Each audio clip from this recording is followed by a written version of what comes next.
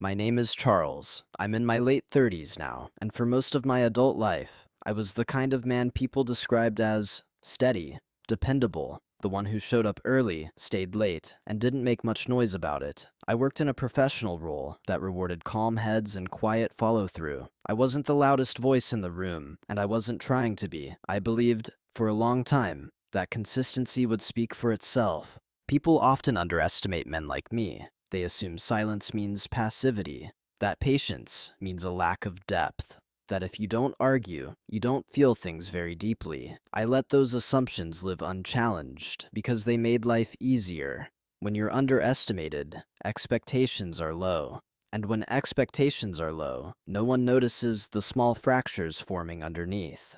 This story isn't about revenge. It isn't about triumph. It's not even about justice, in the way most people like to hear it. It's about a sequence of choices, quiet ones, rationalized ones, that led to a moment I still replay in my head, the moment I thought I was avoiding pain, when in reality, I was choosing a different kind of destruction. I chose my mistress over my wife during her miscarriage. She never spoke to me again. I'm not here to defend myself, and I'm not here to ask for sympathy. I'm here to tell the truth as clearly as I can, without theatrics, without excuses, and without reshaping the past to make it easier to live with. What you'll hear over the next hour or so is the slow build-up to that decision, not a single explosive argument, not a dramatic betrayal scene, just years of small cuts, quiet compromises, and a growing emotional blindness that I mistook for strength. At the time, I told myself I was acting out of fear of conflict, fear of collapse, fear of facing what I'd already damaged. I called it fear at the time. Now I call it the moment I destroyed everything. This is a story about invisibility, how it can feel safe, even virtuous, until it becomes corrosive. It's about silence, not as wisdom, but as avoidance. And it's about how some losses don't announce themselves with noise. They arrive quietly, close the door behind them, and leave you standing in a life that no longer recognizes you. I'm telling this story now because pretending I was a good man who made one bad decision is a lie I no longer want to live with. I was a man who made many small decisions that led somewhere irreversible. If you've ever looked back at a moment and realized you misunderstood it completely when it mattered most, have you ever asked yourself when things actually went wrong? To the people around me, I was uncomplicated. At work, I was the man who didn't need supervision. If something went wrong, I fixed it quietly. If a deadline was tight, I stayed late without announcing it. My name rarely came up in meetings unless someone needed confirmation that something was already handled. I wasn't the visionary, the closer, or the risk taker. I was the stabilizer, the one who absorbed pressure so others didn't have to feel it. That reputation followed me everywhere. Friends described me as solid, the kind of man you could rely on to show up with jumper cables, to help you move without complaining, to listen without interrupting. I didn't dominate conversations. I asked questions. I remembered details. People mistook that for emotional intelligence. In truth, it was a survival skill I learned early. Pay attention. Don't disrupt. Don't demand too much space. In my marriage, that role hardened into something more rigid. To my wife, I was dependable to the point of predictability. I handled the bills. I kept the house running. I made sure nothing fell apart on the surface. When she was anxious, I became calm. When she was angry, I became quiet. When she needed reassurance, I gave it, carefully, logically, without ever fully revealing what I felt in return. I thought that was love. What I didn't see then was how invisible that made me.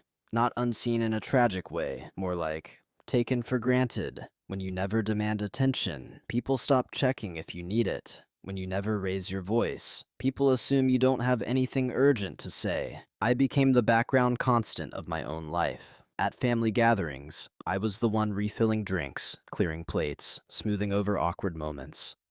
At work functions, I stood at the edge of conversations, nodding, smiling, absorbing. No one disliked me. That was part of the problem. Liking me required no effort, no adjustment, no curiosity. I told myself that being low maintenance was a virtue. Looking back, I can see how carefully I cultivated that perception. I didn't share doubts unless they were already resolved. I didn't express anger unless it was harmless.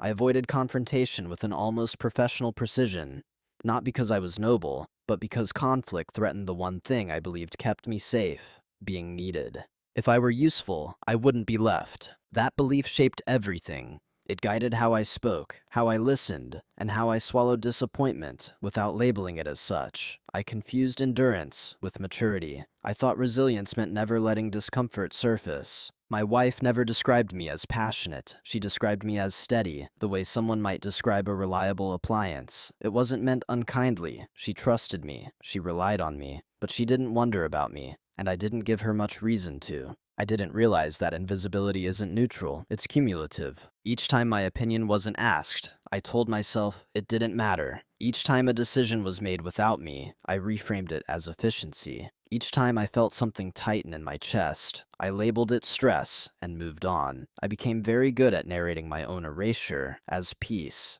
No one forced me into that role. That's the part that's hardest to admit.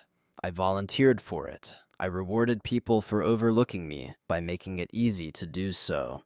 I trained them, slowly, to expect nothing emotional from me beyond reliability. And they learned the lesson well. The man I was to them, husband, colleague, friend, was not weak, but he was contained, predictable, safe. I didn't disrupt the emotional ecosystem of any room I entered, and because of that, no one noticed when something in me began to withdraw, including me. I thought being unseen meant being unthreatening. I didn't understand that it also meant being unprotected. The first moment didn't feel important at the time. That's how these things usually start, not with betrayal, but with something so minor. You'd feel embarrassed naming it as pain, a glance that doesn't linger, a decision made without asking, a comment delivered casually, with no intention to wound. For me, it happened on an ordinary evening at home. My wife and I were sitting at the kitchen table, laptops open, half watching the news. We were supposed to be discussing whether we'd visit her parents for the holidays.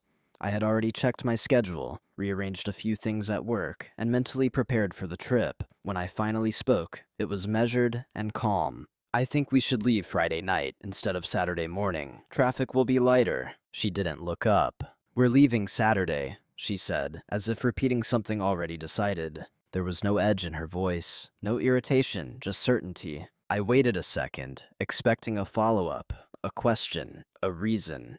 When none came, I added lightly, I can make Friday work if that helps. She sighed, not dramatically, just enough to signal inconvenience. Charles, it's already planned. My sister booked the Airbnb. That was it, conversation over. I nodded, closed my laptop, and told myself it wasn't worth pushing.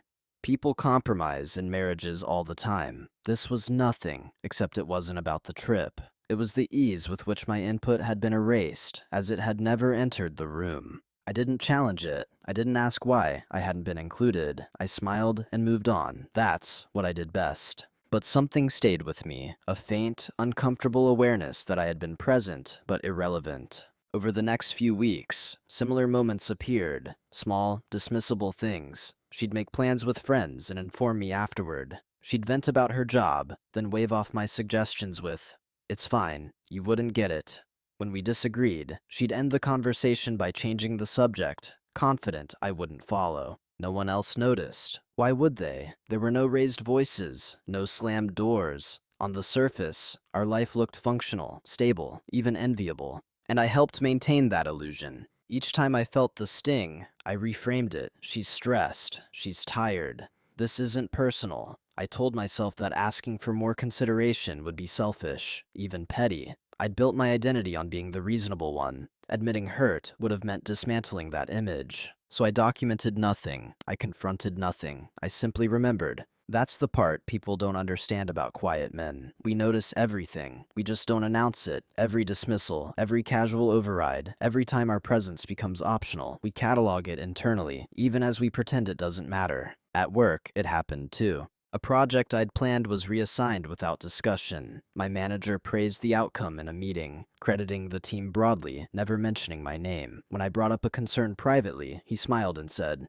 "You're adaptable. That's why this works." Adaptable. Another word for invisible. I nodded. I always nodded. None of this felt like a crisis. That's why it was dangerous. Pain that announces itself can be addressed. Pain that whispers convinces you it doesn't deserve attention. The first small cut didn't bleed. It didn't scar. It just opened a place where silence could enter. And silence, once invited, rarely leaves on its own. What began as an exception slowly became a pattern. Not a dramatic one. No escalation, no sharp turn. Just a quiet consistency that settled into my days, the way background noise does. You don't notice it until it stops. By then, it's already shaped how you think. I started expecting to be overruled. Not consciously, it was subtler than that. When my wife talked about plans, I waited to hear where I fit instead of offering input. When she vented, I listened without preparing a response, because I already knew it wouldn't be welcomed. I told myself this was maturity, that not every thought needed to be shared, that harmony mattered more than being heard. At work, I did the same thing. I stopped volunteering ideas in meetings unless I was asked directly. I let others present projects I had built. When credit was redistributed, I accepted it as part of the system. I told myself I didn't need recognition to feel secure, that my value was internal, not dependent on validation. That belief sounded noble. It wasn't. It was avoidance dressed up as virtue. The strange thing about normalized disrespect is that it doesn't feel like abuse. It feels like efficiency. Like you're removing friction from relationships. Every time I swallowed a response, I felt briefly relieved. No argument, no tension, no awkwardness. That relief was addictive, and so I kept choosing it. There were moments I almost spoke, moments where something in me leaned forward, ready to disrupt the pattern. A decision about money was made without me. A joke at my expense that landed too comfortably. A look of impatience when I asked a clarifying question. Each time, I hesitated just long enough for the moment to pass. I began editing myself in advance, filtering thoughts before they reached my mouth. I'd think, is this worth the energy? Will this change anything? The answer was usually no, or at least I convinced myself it was. What I didn't admit was that I was afraid. Afraid that if I asserted myself, I'd discover how little space there actually was for me. Afraid that pushing back would confirm what I already suspected. That my role was conditional, useful, but replaceable, appreciated, but not essential. So I stayed quiet and called it peace. My wife didn't become cruel, that's important to say. She wasn't malicious. She simply adjusted to the version of me I kept presenting. A man who didn't push, who didn't challenge, who absorbed and adapted. She trusted that if something mattered, I'd say so. I never did, and so she learned that my silence meant consent. I remember one evening clearly. She was scrolling on her phone, half listening as I mentioned feeling overwhelmed at work. She nodded, said, "That's just how it is sometimes," and returned to her screen. No follow-up, no curiosity. I stopped mid-sentence and didn't continue. She didn't notice. That was the moment something in me shifted, not sharply, but definitively. I realized that my interior life was becoming optional to the people closest to me, and worse, I was the one making it so. Normalizing disrespect doesn't happen because others push harder. It happens because you push back less. You teach people how to treat you by what you tolerate, and I had become very tolerant. I told myself I was choosing my battles. In reality, I was surrendering them all. The danger in that is subtle. You don't feel angry enough to act. You don't feel hurt enough to demand change. You just feel diminished, like a presence that's slowly fading at the edges. I began to feel more real when I was alone. In quiet moments, driving home, standing in the shower, lying awake at night, I'd replay conversations and imagine what I could have said. Not confrontational things, just honest ones, simple ones, that hurt. I'd like to be included. I don't agree. Those thoughts never made it into the world. Instead, I doubled down on being easy. I became more efficient, more accommodating, more invisible. I thought if I did enough, if I carried enough, someone would eventually notice the weight. No one did. And that's when disrespect stops feeling external and starts feeling internal.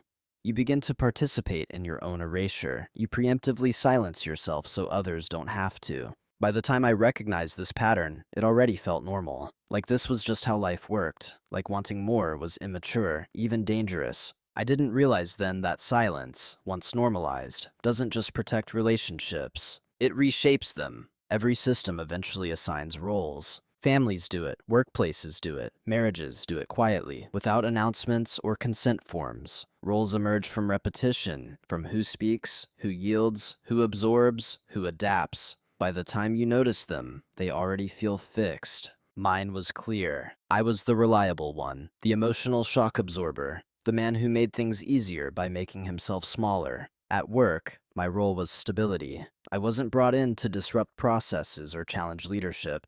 I was there to ensure continuity. When something broke, I fixed it. When someone left, I covered the gap. I became the infrastructure no one thought about until it failed. And because it never failed, it was never discussed. My manager once told me, "You're the kind of guy we don't have to worry about." He meant it as praise. I accepted it as such. In my marriage, the role was more intimate and more damaging. I was the emotional constant, the one who didn't need reassurance, didn't need space, didn't need much of anything. I was there to listen, to support, to stabilize. When my wife felt uncertain, my certainty filled the room. When she was overwhelmed, my calm absorbed it. But constancy, when unexamined, turns into expectation. She stopped asking how I was because the answer was always fine. She stopped checking in because I never seemed to need it. She assumed that if I had a problem, I'd handle it the way I handled everything else. Quietly, competently, alone. And I let her believe that. The role I was assigned didn't require vulnerability, it required availability. It didn't ask for depth, only presence. And presence without expression is easy to overlook. I remember realizing this one night while we were lying in bed. She was talking about her day, her frustrations, her hopes, her plans. I listened, as I always did. At some point, she paused and said, "You're so good at this. You're just steady." I smiled in the dark. Inside, something tightened. Because steadiness had become the only way she saw me. Not curiosity, not conflict, not desire, just reliability. I wasn't her equal in the emotional sense. I was her anchor. Useful, yes, but static. Anchors don't move, they hold. And people don't look at anchors. They trust them to stay where they are. Once I understood that, I couldn't unsee it. Conversations followed a script. Decisions flowed in one direction. Emotional energy was exchanged unevenly, and I was always the one giving more than I received. Not because she demanded it, but because I offered it freely, hoping it would eventually be reciprocated. It rarely was. The role extended beyond my marriage. Friends came to me to vent, not to ask, to unload, not to listen. I was the container, not the content. When I tried to share something personal, the conversation shifted back within minutes. They didn't mean to dismiss me. They simply didn't expect anything from me that required attention. I had trained them well. What's dangerous about roles like this is how reasonable they feel. I told myself I was being mature, supportive, and selfless. I compared myself to men who were volatile, demanding, emotionally erratic, and felt superior by contrast. But emotional absence isn't the same as emotional stability. One night, sitting alone in my car after work, I admitted something I'd never said out loud. I felt replaceable, not in a catastrophic way, just quietly, like if I disappeared, things would adjust, bills would be paid, schedules would be rearranged. People would say, "He was such a good guy," and then move on. That thought scared me, not because I wanted attention, but because I realized how little of myself I had actually placed into the world. I had become a function instead of a presence. And once you're reduced to a function, you can be optimized, minimized, eventually bypassed. The role I was assigned wasn't forced on me. I accepted it. I reinforced it. I lived inside it because it felt safer than asking for more. I didn't yet understand that safety and connection are not the same thing. The shift didn't happen during an argument. There was no confrontation, no ultimatum, no raised voice. In fact, the day itself was unremarkable. That's what makes it stand out now. Nothing dramatic marked it as a turning point, only a quiet clarity that arrived without asking permission. It was a weekday afternoon. I had left work early for a medical appointment, routine, unimportant. On the drive home, rain streaked across the windshield in thin, uneven lines. Traffic moved slowly. I remember feeling strangely detached, like I was watching my own life from a distance. When I walked into the apartment, my wife was on the phone. She glanced up, saw me, and turned slightly away as she continued talking. Her voice was animated, warm in a way I hadn't heard directed at me in some time. She laughed. She gestured with her free hand. I stood there, keys still in my hand, waiting for her to acknowledge me. She didn't. I don't know how long I stood there. Seconds, maybe a minute. Eventually, I set my keys down and went into the bedroom. She finished her call a few minutes later and came in, already mid-thought, continuing whatever conversation she'd been having. "I think I'll go out with them on Thursday," she said, like she was picking up a thread we'd been sharing. I nodded automatically, then something stopped me. Not anger, not resentment, just awareness. I realized that she hadn't asked how the appointment went. She hadn't asked why I was home early. She hadn't even noticed the pause where a human acknowledgement should have been. And I realized something else, just as clearly. If I didn't say anything now, I never would. The thought didn't scare me, it settled me. I said calmly, "I had a doctor's appointment today." She looked at me, surprised, not concerned, just caught off guard. "Oh, is everything okay?" The question felt procedural. "Yes," I said, and then, after a beat, "But I needed you to notice I was gone." The room went quiet, not tense, just still. She frowned slightly, confused. "You didn't say anything." "I know," I replied. That was the moment, not because of what was said, but because of what I felt. For the first time, I didn't feel like I was failing at being understood. I felt like I was observing a pattern from the outside, as if I had stepped back just far enough to see the shape of it. Her confusion wasn't cruelty, it was conditioning. She had learned, over time, that I would take care of myself, that my needs were minimal, that my silence meant stability. And I had learned that speaking up felt unnatural, almost intrusive. We didn't fight. She apologized lightly, promised to be more aware. I accepted it just as lightly. On the surface, nothing changed. Internally, everything did. That night, lying awake, I replayed years of moments like that. Times I had gone unnoticed. Times I had chosen quiet over connection. I didn't feel angry at her. I felt responsible, for the first time in a way that wasn't self-blaming, but honest. I saw how my silence had protected me from conflict, but cost me intimacy. How being needed had replaced being known. How the role I played had slowly emptied me of presence. Something else surfaced too, unexpectedly. A curiosity about who I might be if I stopped disappearing. It wasn't a desire to dominate or confront. It was a desire to exist fully, to take up space without apology, to stop translating my absence into virtue. That day didn't fix anything. It didn't heal my marriage. It didn't even change my behavior immediately. But it ended my denial. I stopped believing that my invisibility was accidental. I saw it as a choice I had been making, over and over, because it felt safer than risking rejection. Once you see that, you can't unsee it. The shift wasn't loud. It didn't announce itself. It simply removed my ability to pretend. After that day, my silence changed texture. Before, it had been reflexive, automatic, almost unconscious. I stayed quiet because it felt natural, because speaking felt like a disruption. But once I saw my silence clearly, I could no longer pretend it was accidental. Every moment I chose not to speak became deliberate, and that changed everything. I didn't suddenly start asserting myself. I didn't confront my wife or demand emotional recalibration. I didn't announce a transformation. On the surface, I remained the same man, calm, agreeable, predictable. But internally, I stopped disappearing by default. I began to notice the exact moment when words formed and died inside me. The fraction of a second where I decided whether to let a thought live or bury it. That pause had always been there. I just hadn't respected it. Now, I watched it carefully. And more often than not, I still chose silence. Not because I was afraid, but because I was observing. At work, when decisions were made without me, I didn't rush to fill the gap. I let the consequences unfold. When credit bypassed me, I noted who benefited and who noticed. I stopped smoothing over inefficiencies that weren't mine to fix, not out of spite, but out of clarity. People mistook this for passivity. "You're so laid back," a colleague said once, smiling. "Nothing ever seems to bother you." I nodded. Let them believe that. In my marriage, the shift was even quieter. When my wife talked, I still listened, but I stopped compensating. I didn't anticipate her needs. I didn't preemptively adjust my schedule. If she made plans without me, I didn't automatically rearrange my life to accommodate them. I acknowledged them, neutrally. She noticed something was different, but she couldn't name it. "You're quiet lately," she said one evening. "I always am," I replied. She laughed, a little uncertainly. "I guess that's true."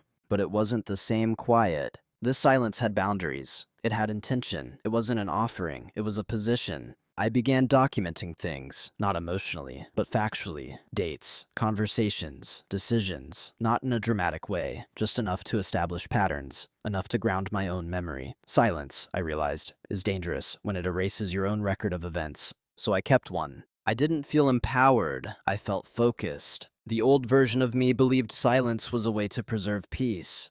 The new understanding was colder. Silence preserves leverage when paired with awareness. Not power over others, but power over my own narrative. People around me began to misread the stillness. They assumed I was compliant, that I had accepted my role fully, that I wasn't paying attention. They were wrong. For the first time, I wasn't trying to be seen or unseen. I was simply present, watching how systems behaved when I stopped propping them up emotionally, watching how relationships recalibrated, or didn't, when I withdrew my invisible labor. Nothing exploded, nothing collapsed, but hairline fractures appeared. And I understood then that silence, when chosen consciously, is not weakness, it's preparation. Preparation doesn't announce itself. It looks like routine, like consistency, like nothing at all. That's why no one noticed what I was doing, because it didn't look like a change. It looked like I was still the same man, moving through the same days, filling the same spaces. But internally, I had stopped drifting.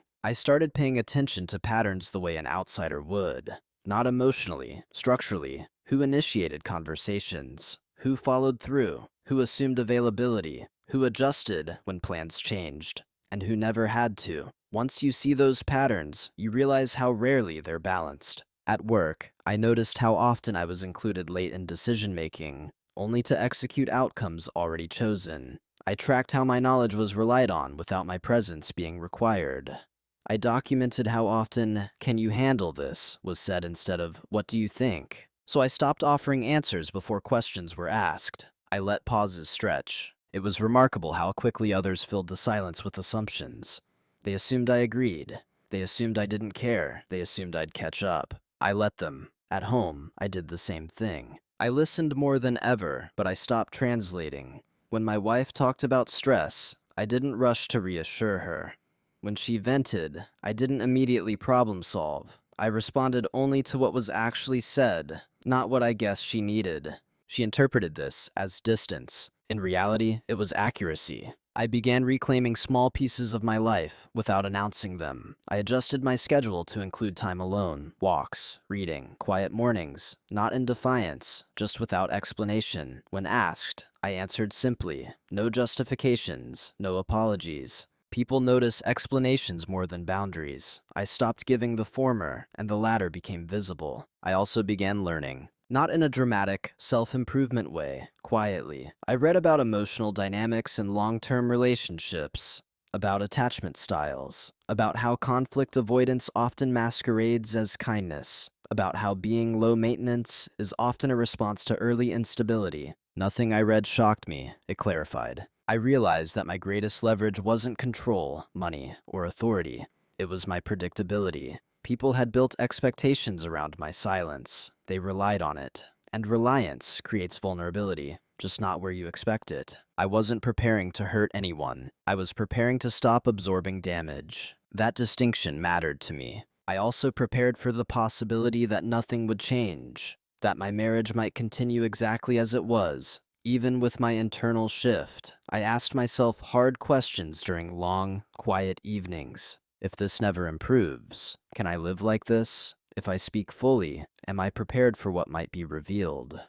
If I remain silent, am I choosing comfort over truth? Those questions didn't demand immediate answers. They demanded honesty. What no one noticed, what they couldn't have noticed, was that I was no longer operating from fear of loss. I was operating from clarity about cost. The cost of invisibility, the cost of peace without intimacy, the cost of being needed but not known. Once you calculate the cost, decisions stop feeling emotional. They feel inevitable. I wasn't planning an exit. I wasn't planning a confrontation. I was positioning myself to be able to choose, truly choose, without panic, without scrambling, without betraying myself in the process. From the outside, I was unchanged. From the inside, I was no longer improvising my life, and that made everything that came next possible. The reveal wasn't something I uncovered in a single moment. There was no email, no confession, no dramatic discovery that made my hands shake.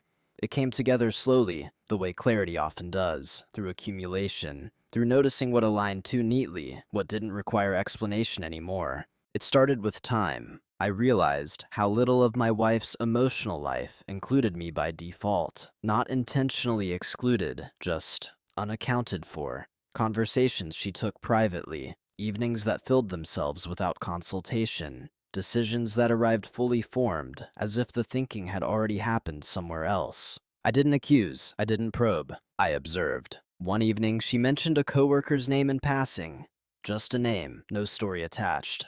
Another time, she referenced something he'd said, assuming I already knew the context. The familiarity wasn't romantic on the surface. It was seamless, comfortable, unexamined. That's what caught my attention. When intimacy shifts, it doesn't announce itself as betrayal. It announces itself as easy. I didn't jump to conclusions. I checked my instincts against facts. Dates, timelines, emotional availability. I noticed how often she was energized after certain days. How her phone stayed closer than it used to. How conversations with me felt increasingly logistical. None of this proved anything, but it revealed something more important.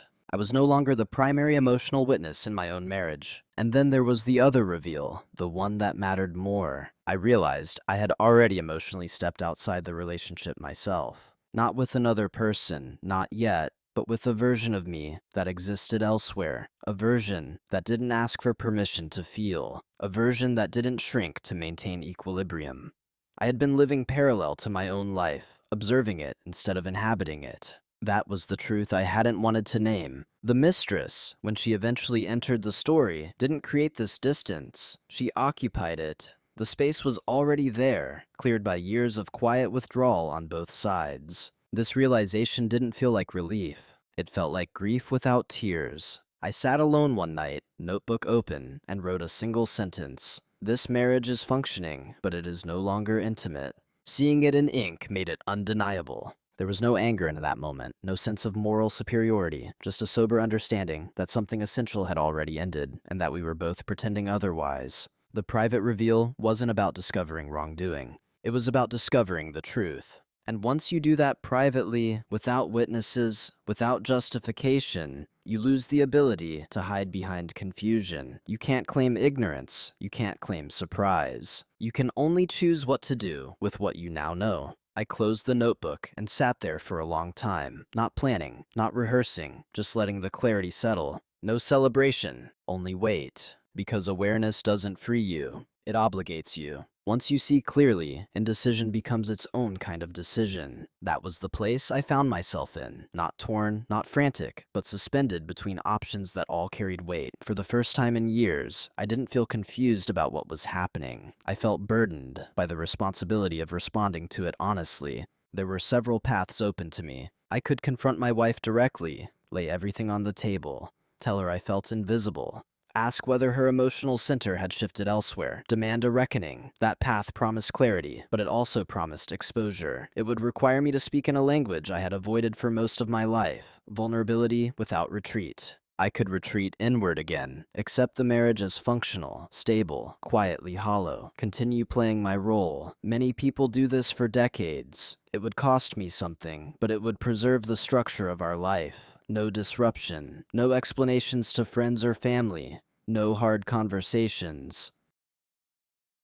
Or I could choose something else entirely. At the time, I didn't label it escape.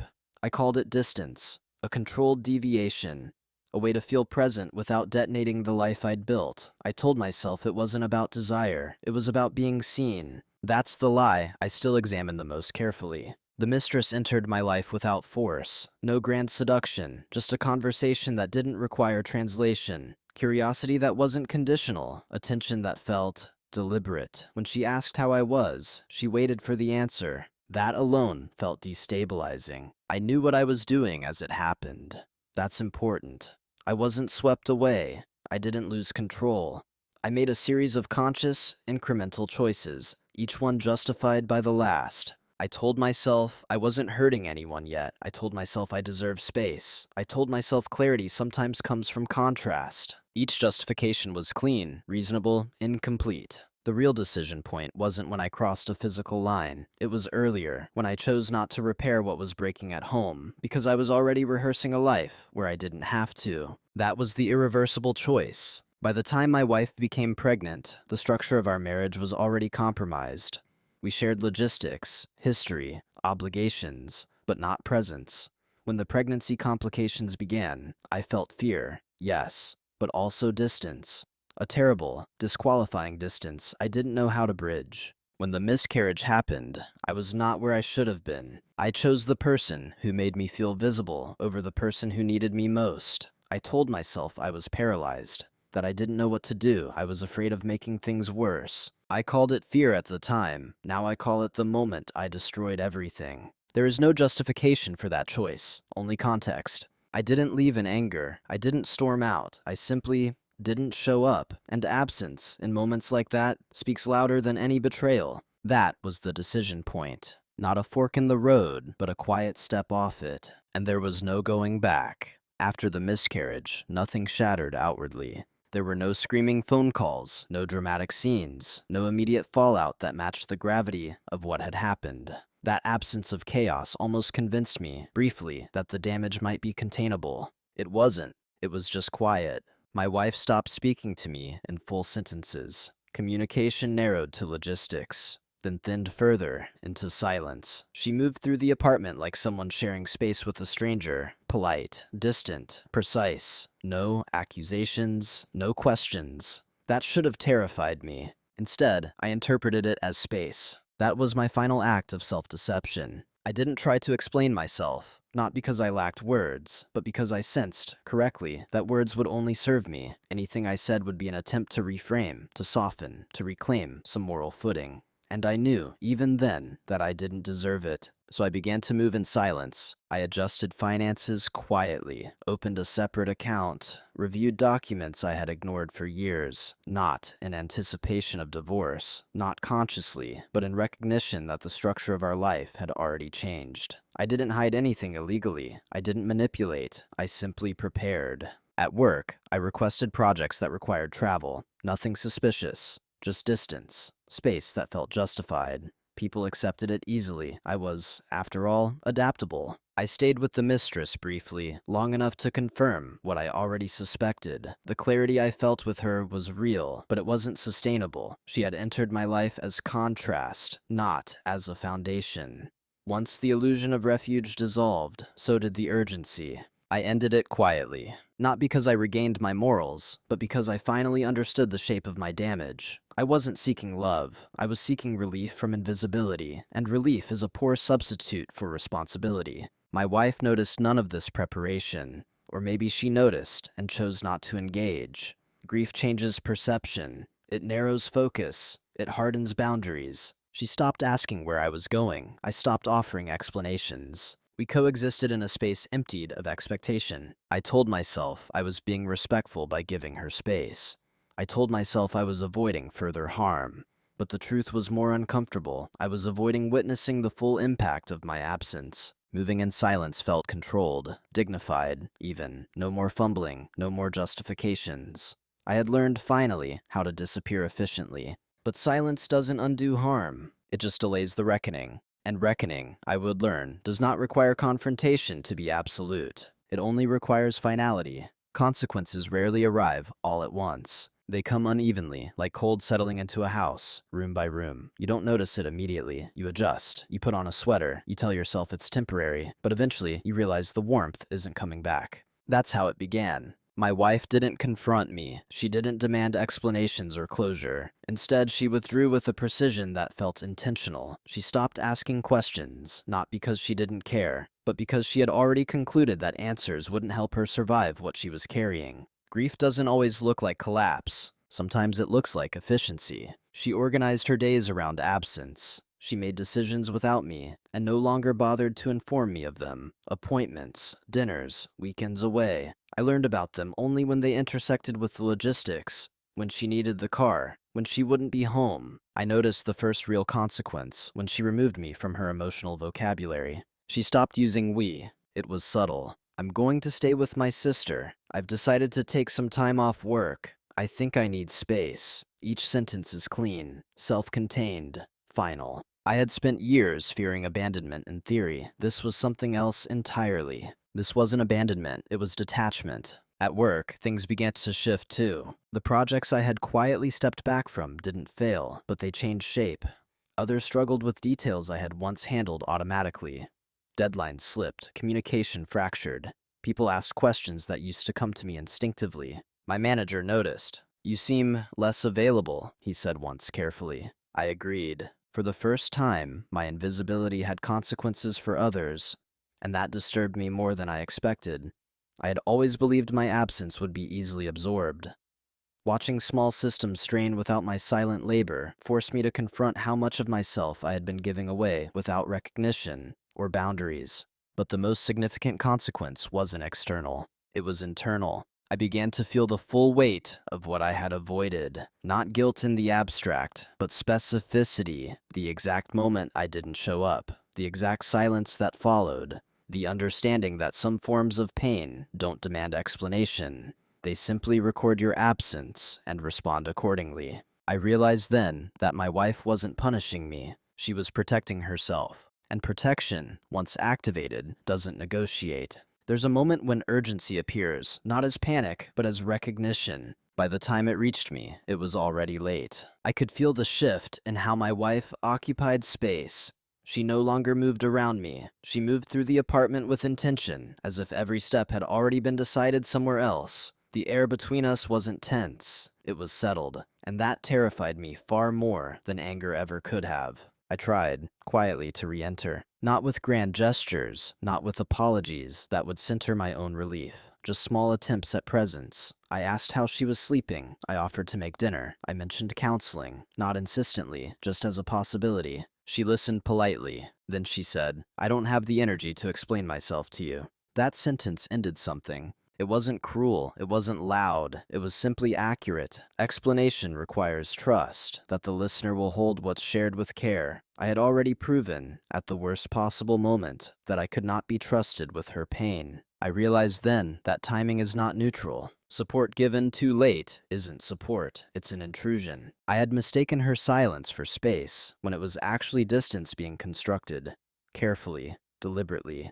Every day, I delayed showing up fully. She was learning how to live without me in ways that didn't require negotiation. I felt panic for the first time. Not emotional chaos, but a sharp internal awareness that something irreversible was happening. I wanted to rewind to the point, before choices had hardened into outcomes, to explain my fear, my confusion, the way I had misunderstood myself. But an explanation is only useful before harm is finalized. Afterward, it's just noise. She didn't yell. She didn't cry in front of me. She didn't ask why. Those absences were devastating. They meant she had already done the emotional work alone. She had already processed the loss, not just of the pregnancy, but of the marriage she thought she was in. I saw it in how she spoke to others. Calm, composed. No mention of me beyond logistics. I had become a background detail in her narrative. That was the cost of not showing up when it mattered most. I understood then that repair requires two people willing to reopen wounds. She was done bleeding. She had moved into closure while I was still trying to negotiate meaning. And closure does not respond to urgency. It responds to consistency, which I no longer had. The conversation, when it finally happened, was almost clinical. No raised voices, no trembling hands, no dramatic pauses meant to wound. She asked me to sit down one evening after dinner, if you could call it dinner. We had been eating separately for weeks by then, our schedules no longer intersecting unless necessary. She didn't accuse me of anything. That was the first thing that disarmed me. She didn't mention the mistress. She didn't ask where I had been or who I had chosen. She didn't demand an explanation for the day I wasn't there. It was as if she had already answered those questions for herself, and found that none of the answers changed what she needed to do next. "I'm not angry," she said calmly. "I'm just done." I waited for more, some opening, some space where I could speak. None came. She told me she had started therapy, that she had leaned on her sister, that she had learned something about herself. In the silence I left behind, something she wished she had never had to learn, but now couldn't unlearn. "I know I can survive without you," she said, and that changed everything. There was no cruelty in her voice, no satisfaction, just certainty. I tried to respond carefully. I acknowledged my absence. I told her I was afraid, that I had been lost, that I didn't know how to show up without collapsing. Each sentence sounded reasonable in my head. Out loud, they sounded irrelevant. She listened without interrupting. When I finished, she nodded once. "I believe you," she said, "but I don't trust you." That distinction landed with devastating clarity. Trust isn't rebuilt with understanding. It's rebuilt with presence over time, and I had already missed the moment that required it most. The miscarriage wasn't just a loss, it was a threshold, and I hadn't crossed it with her. She wasn't asking me to leave immediately. There was no deadline, no dramatic severing, just a clear statement of direction. I won't be married to someone who disappears when things get unbearable, she said, even if I understand why. That was the confrontation. No heat, no spectacle, just the quiet authority of someone who had already made peace with her decision. I realized then that all my careful silence, all my preparation, all my attempts to control outcomes, none of it mattered in the face of a boundary drawn without malice. She wasn't punishing me. She was choosing herself. And for the first time, I didn't try to argue with that. I live a quieter life now. Not the performative quiet I once mistook for strength, but a deliberate one, structured, honest, and far less forgiving of self-deception. The noise that used to fill my days, constant accommodation, silent calculations, emotional avoidance, has thinned out. What's left is simpler, but heavier. I am no longer married. That fact settled slowly. There was no dramatic separation scene, no single day that marked the end. Just a gradual unthreading of shared routines until what remained was paperwork and memory. Friends asked what happened. I told them the truth, carefully. Not the version that absolves me, and not the version that turns her into a symbol, just the facts.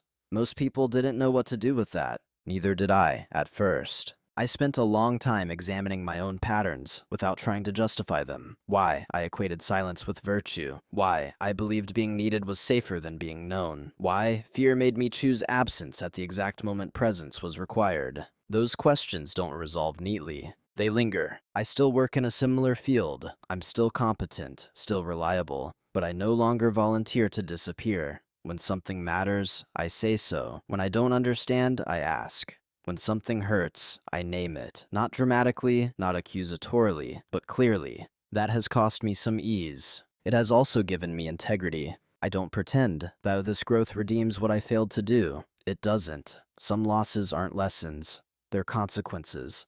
I accept that. The woman I was married to no longer speaks to me, and I understand why. Silence, when chosen by the wounded, is not avoidance. It's self-preservation. I respect it now. I've learned that quiet dominance isn't about withholding emotion or controlling outcomes. It's about having the courage to remain present when discomfort threatens your self-image. It's about not outsourcing your moral responsibility to fear. The man I am now is not invisible. He's not loud either. He simply stays. There's a temptation, when telling a story like this, to wrap it in redemption, to point to growth and say it balanced the loss, to frame suffering as a necessary teacher, to imply that everything happened for a reason. I don't believe that.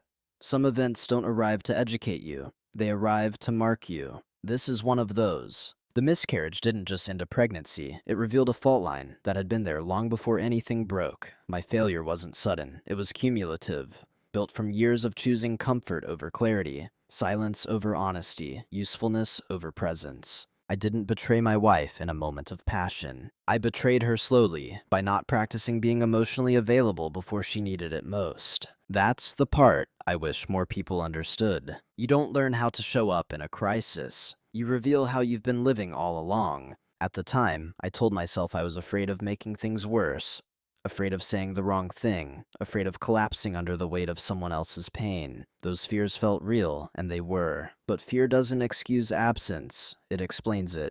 And explanation is not absolution. If there is a moral here, it isn't don't cheat, or don't withdraw, or even don't be afraid.